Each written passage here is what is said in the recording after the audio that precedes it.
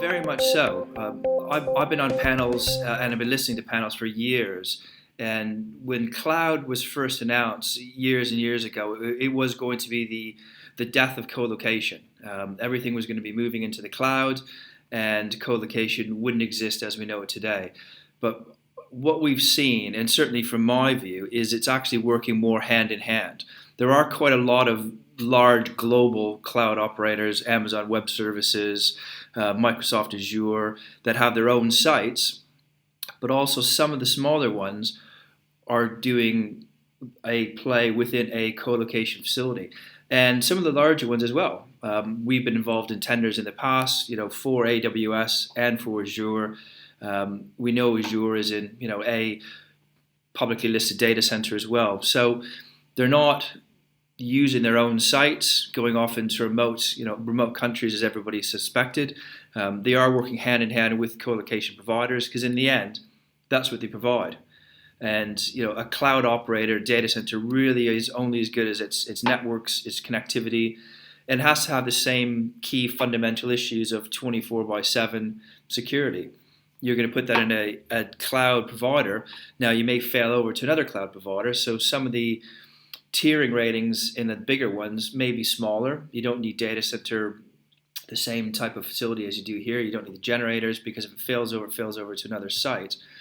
But some cloud operators are still aiming to go to co-location facilities. It's an interesting question. I think it's going to take some time, I think, to really fully understand the impact of it. So far, as Aegis, we haven't been impacted at all. We are dealing with local UK businesses, but we are dealing with some European businesses as well.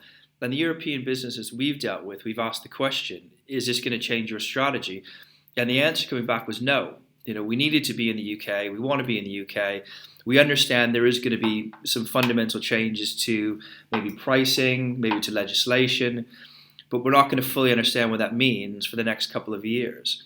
So data center strategies that we've seen personally haven't really changed.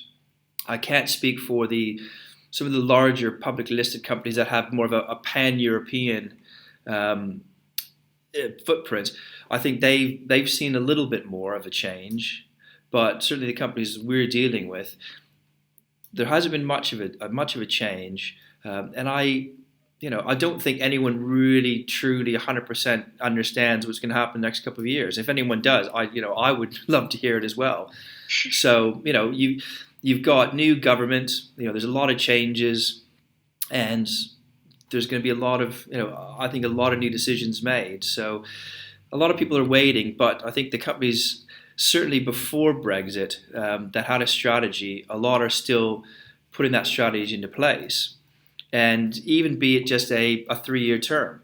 So you've got a 3 to 4 year window before we see the true impact of what's going to happen.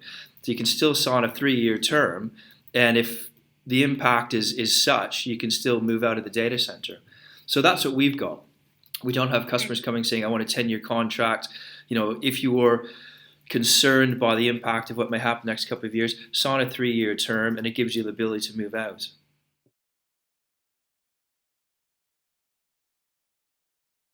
I think there will be some change. I think you can't have a decision like that with no change coming. So I think there will be changes, but again, I think it feeds back to what the true impact is going to be with Brexit, and then there may be some legislation changes around that, how we're trading between the European countries, but that will come with all businesses will have the same.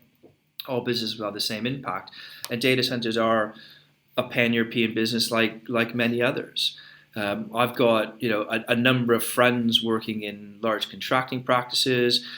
They're waiting for the changes. They're trying to implement what they think may happen right now because they've got businesses being built across Europe. So they're in the middle of them. What the impact that's going to have in the next 3 to 5 years. Some of these projects are 5 or 6 year builds.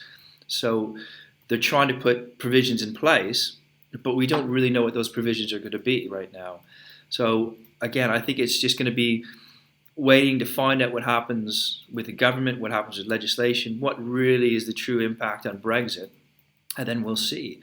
Because in the past, we have seen a lot of new government legislation coming in, specifically for data centers, years ago around green, what we're going to do with our energy consumption. And, we've adapted into that just as any normal business would. So it's more of an adaptation.